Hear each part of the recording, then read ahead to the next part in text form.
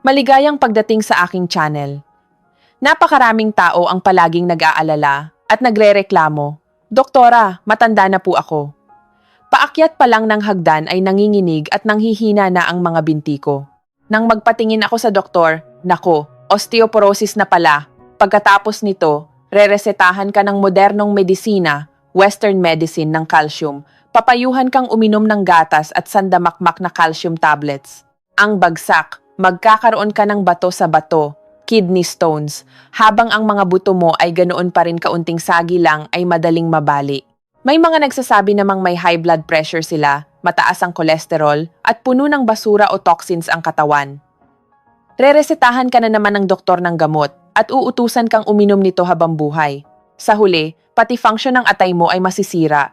Nakikita ninyo, iyan ang paraan ng paggagamot sa modernong medisina. Kung ano ang masakit, iyon ang gagamutin. Kung nakita nilang nawawalan ng calcium ang buto mo, papakainin ka ng calcium. Kung barado ang daluyan ng dugo, iisip sila ng paraan para tunawin ito gamit ang gamot. Hindi man lang nila inisip, bakit ba umaalis ng kusa ang calcium sa buto? Saan ba talaga nanggagaling ang mga basurang ito sa daluyan ng dugo? Ngayong araw, ibubunyag ko sa inyo ang isang kayamanan, isang napakagandang bagay na labis nang nakalimutan ng mga modernong tao, lalo na nating mga Pilipino. Ang pagkaing ito ay kinakain na sa maraming sinaunang kultura at iba't ibang panig ng mundo sa loob ng libu-libong taon. Ang mga taong kumakain nito doon ay may mga katawang kasing lakas at kasing tibay ng kalabaw. Ano ba ang tingin natin dito ngayon? Isang superfood na masyadong pinupuri. Ngunit ang totoo, matagal nang nakita ng karunungan ng ating mga ninuno ang tunay na kalikasan nito. Ang bagay na ito ay walang iba kundi ang butil ng garbanzos, chickpeas. Huwag ninyong mamaliitin ang butil na ito. Mukha man itong tuka ng agila at ordinaryo lang ang hitsura. Ngunit kung naiintindihan mo ang prinsipyo ng tradisyonal na medisina Eastern medicine, matutuklasan mong isa itong mahiwagang regalo mula sa Diyos, lalo na para sa mga middle-aged at nakatatanda. Ito ay parehong pagkain at gamot. Ito ang pinakamataas na antas sa medisina, kung saan ang gamot at pagkain ay nagmula sa iisang ugat. Ngayon, hahatiin ko ito sa ilang bahagi upang maipaliwanag ng mabuti at malinaw ang tungkol sa garbanzos. Makinig kayo ng maigi at mag-notes. Kung maiintindihan ninyo ito, hindi lang sarili ninyo ang matutulungan ninyo, kundi pati na rin ang inyong mga magulang at nakatatanda sa pamilya upang magkaroon sila ng dignidad sa pagtanda, matitibay na buto, malinis na ugat, at hindi na kailangang magpabalik-balik sa mga ospital at hindi ituring na parang naglalakad na botika. Ano ba talaga ang garbanzos sa tradisyonal na medisina? Tingnan muna natin ang sinasabi ng modernong nutrisyon tungkol sa garbanzos. Sasabihin nila na mayroon itong mataas na kalidad na plant protein, maraming fiber, iba't ibang bitamina, at minerals, lalo na ang calcium, magnesium, at potassium. Ang daming sinabi, pakinggan mo man ay tila napakaganda, ngunit hindi mo pa rin alam kung paano ito talagang nakakabuti sa katawan. Hindi ganyan ang approach namin sa tradisyonal na medisina. Bago namin tingnan ang isang bagay, inaalam muna namin ang katangian, nature, at lasa nito. Ang garbanzos ay may lasang matamis, medyo matabang, maalat at neutral ang katangian. Matamis. Ang tamis ay nagpapalusog at nagpapakalma. Tandaan ninyo ang turo ng sinaunang aklat ng medisina. Ang matamis ay pumapasok sa pali, spleen, at sikmura, stoma. Kaya ang pangunahing epekto ng matamis na pagkain ay palakasin ang iyong digestion, ang pundasyon ng ating nutrisyon pagkapanganak. Kung maganda ang tiyan mo, ang kinakain mo ay nagiging enerhiya, ki at dugo para magbigay buhay sa buong katawan, laman loob at mga paa at kamay. Kung mahina ang tiyan mo, kahit kumain ka pa ng pinakamasarap na lechon o mamahaling pagkain, magiging dumi lang ito na ilalabas ng katawan at walang mapapala ang sistema mo. Matabang, bland. Ang matabang na lasa ay nag-aalis ng labis na tubig at dampness. Ano ang ibig sabihin nito? Parang isang maliit na sapa na tinatanggal ang mga dampness, lamig, sobrang kahalumigmigan at toxins sa iyong katawan. Ang dampness na ito ang ugat ng maraming sakit. Ang mga basura sa iyong dugo na nagpaparami ng kolesterol ay galing sa naipong dampness na naging plema. Ito ay napakahalaga. Maalat. Sinasabi rin sa sinaunang medisina na ang maalat ay pumapasok sa bato, kidneys. Ang ating mga buto, ngipin, buhok, at ang ating likas na sigla mula pagkasilang ay pinamamahalaan ng bato. Kung gusto mong tumibay ang buto at mapuno ng bone marrow, kailangang palakasin ang bato. Ang likas na alat ng garbanzos ang nagpapahintulot dito na pumasok sa kidney meridian para gumawa ng malaking pabor sa iyong mga bato. Neutral na katangian.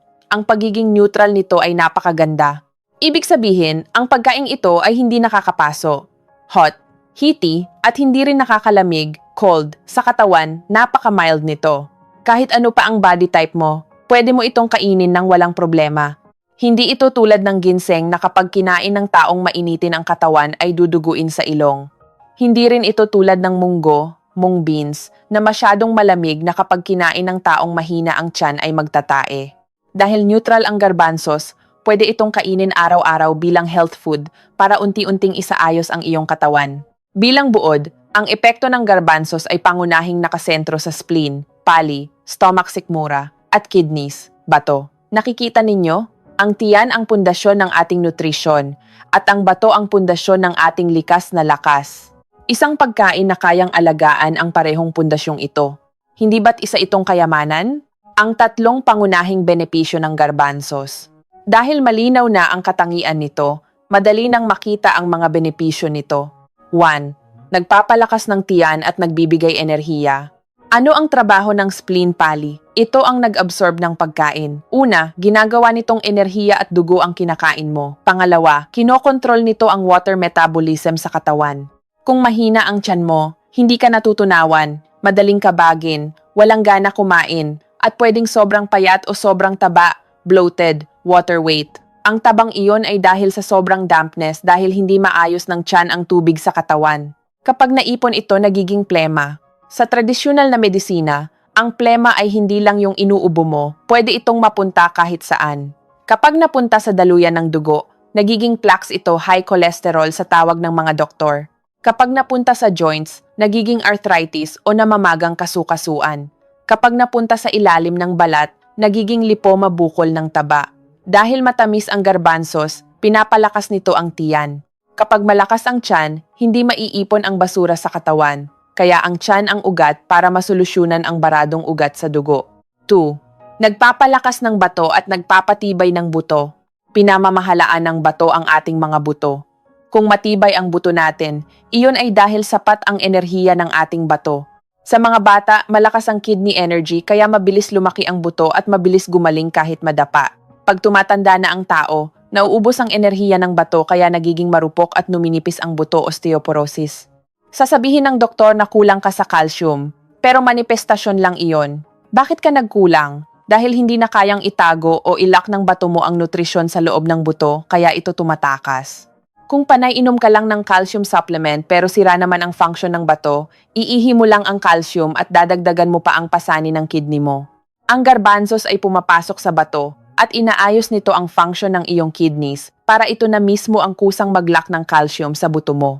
Ito ang paggagamot mula sa ugat, hayaan ang katawan na pagalingin ang sarili, hindi ang umasa sa labas na suplemento.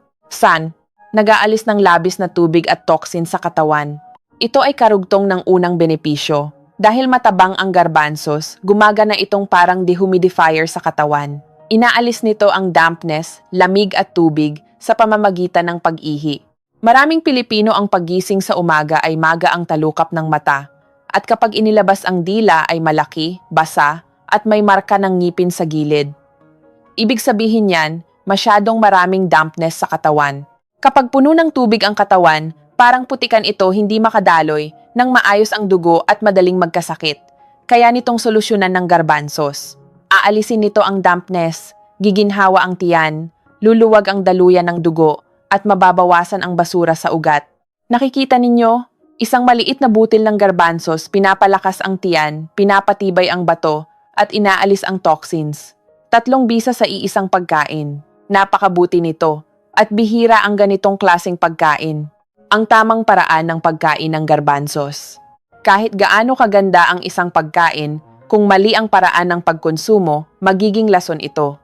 Nakikita ko ang daming taong ginagawa itong malamig na hummus at kinakain kasama ng mga malamig na inumin iced drinks. Sinasabi ko sa inyo, nagpapakamatay kayo! Ang tiyan natin ay parang isang kaldero na nangangailangan ng init, apoy para maluto ang pagkain. Kung bubuhusan mo ito ng malamig, mamamatay ang apoy sa tiyan mo. Paano pa ito gagana? Upang kainin ang garbanzos, sundin ang dalawang ginintuang panuntunan. Dapat ibabad at dapat palambutin ng husto. 1. Bakit dapat ibabad? Ang mga beans ay may likas na lason, anti-nutrients para hindi sila kainin ng mga hayop. Medyo mapakla ito at mahirap tunawin. Sa pamamagitan ng pagbababad magdamag o 8,012 oras, unang-una ay sisipsip ito ng tubig para madaling maluto. Pangalawa, tatanggalin nito ang pagkahilaw at toxins para maging mas banayad ito sa ating tiyan. Itapon ang tubig na pinagbabaran. 2. Bakit dapat palambutin ng husto? Gusto ng tiyan ang malalambot na pagkain at ayaw ng matigas. Kung malambot ang pagkain, hindi na mahihirapan ang tiyan mo na tunawin ito. Kung kakainin mo itong half-cooked o matigas pa, uubusin ng tiyan mo ang lakas ng buong katawan para lang tunawin ito. Maraming tao ang kinakabagan sa beans dahil hindi ito lutong-luto. Mga simpleng paraan ng pagluluto. Kanin na may garbanzos. Ito ang pinakasimple. Ihalo ang binabad na garbanzo sa bigas, mas maganda kung brown rice o adlay, millet, at iluto sa rice cooker na parang normal na kanin o lugaw. Nakakapagpalakas ito ng tiyan at pwede kainin araw-araw. Mainit na sabaw ng garbanzos. Ilaga ang garbanzos kasama ng manok, tadyang ng baboy o karne ng baka. Lagyan ng ilang hiwa ng luya pang tanggal lamig sa tiyan. At 1 o 2 red dates yuyube, pampadugo. Ang sabaw na ito ay direktang magbibigay ng enerhiya sa katawan. Para sa mga vegetarian lugaw ng 5 beans para sa 5 organo. Pagsama-samahin ang garbanzos, black beans, red beans, mung beans, munggo, at soybeans. Ibabad at ilutong parang lugaw. Ito ay kumpletong nag-aalaga sa lahat ng iyong internal organs. Mga dapat iwasan. Huwag na huwag kakainin ng hilaw. Huwag kakainin ng malamig mula sa fridge. Para sa may gout. Mag-ingat kapag umaatake ang gout dahil may purine ang beans. Umiwas muna kapag may atake. Para sa mga madaling kabagin, konti lang muna ang kainin at siguraduhing durug-durog sa lambot. Pwedeng lagyan ng chenpi dried tangerine, orange peel, kapag niluluto para iwas kabag. Ang ultimate na sikreto, paglak ng calcium at paglilinis ng daluyan ng dugo. Narito na ang pinaka-highlight. Ang mga nabanggit ko sa itaas ay basic pa lamang. Kung ikaw ay may edad na o talagang mahina na ang katawan, hindi sapat ang basta kumain lang nito. Kailangan natin ng tagapaghatid o catalyst upang idirekta ang bisa ng garbanzos papasok mismo sa mga buto at ugat. Ngayon, ituturo ko Dr. Althea Ramos ang aking eksklusibong sikreto na pwede ninyong gawin sa bahay. May 2 hakbang ito, nutrisyon at ehersisyo. Espesyal na ehersisyo. Unang hakbang, ang espesyal na sabaw-sabaw ng dujong, black beans, garbanzos at buto ng baboy. Isulat ninyo ang recipe na ito. Hindi ito ordinaryong ulam. Isa itong herbal meal. Garbanzos. Pipta. Pangunahing sangkap para palakasin ang tiyan at bato. Black beans. 30 dags. Ang itim ay para sa bato. Nililinis nito ang toxins at dinadagdagan ang lakas ng garbanzos. Dusyong o eucommia bark. 15 ines. Ito ang sikreto natin. Mabibili ito sa mga Chinese drugstore sa Binondo o iba pang bilihan ng halamang gamot. Ito ang pinakamagaling sa pagpapatibay ng baywang, tuhod at buto. Pag hinati mo ang balat na ito, may makikita kang mga parang sapot o sinulid sa loob kaya nitong pagdugtungin ang mga mahihinang litid at buto. Ito ang magiging tagapaghatid ng nutrisyon ng garbanzos at black beans direkta sa iyong mga buto upang hindi ito mawala. Buto ng baboy pork spine, ribs, o buto ng baka, 500 ing. Dinadagdagan natin ng buto para mapalakas ang ating buto. Like cures, like. Ang sabaw nito ay may collagen at calcium. Magdagdag ng truhiwa ng luya. Paano iluto? Ibabad ang garbanzos at black beans magdamag, 8 oras. Pakuluan ang buto ng baboy para maalis ang dumi at hugasan.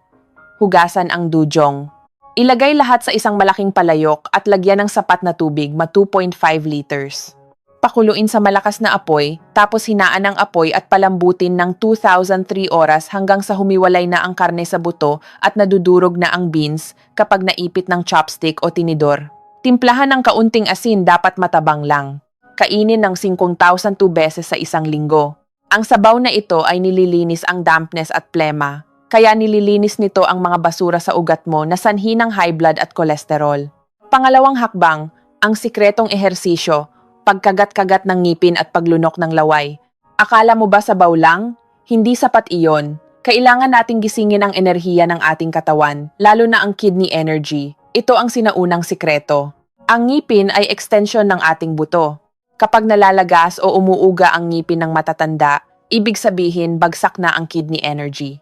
Sa pamamagitan ng pag-uuntog ng ngipin, ginigising natin ang ating mga bato. Paano gawin? Tuwing umaga paggising at gabi bago matulog, umupo sa dulo ng kama o tumayo, i-relax ang katawan, tikom ang bibig, dahan-dahang ipag-untog o ikagat-click, tap ang itaas at ibabang ngipin upang tumunog ng tak-tak-tak. Huwag masyadong malakas, dapat komportable lang. Unahin ang mga bagang ng 9 na beses. Tapos ang mga ngipin sa harap ng 9 na beses. Gawin ito ng 36 na beses para sa isang set. Pwedeng gumawa ng 3,005 sets. Habang ginagawa ito, mapapansin mong darami ang laway sa bibig mo. Huwag na huwag mong idudura. Isa itong kayamanan mula sa iyong bato.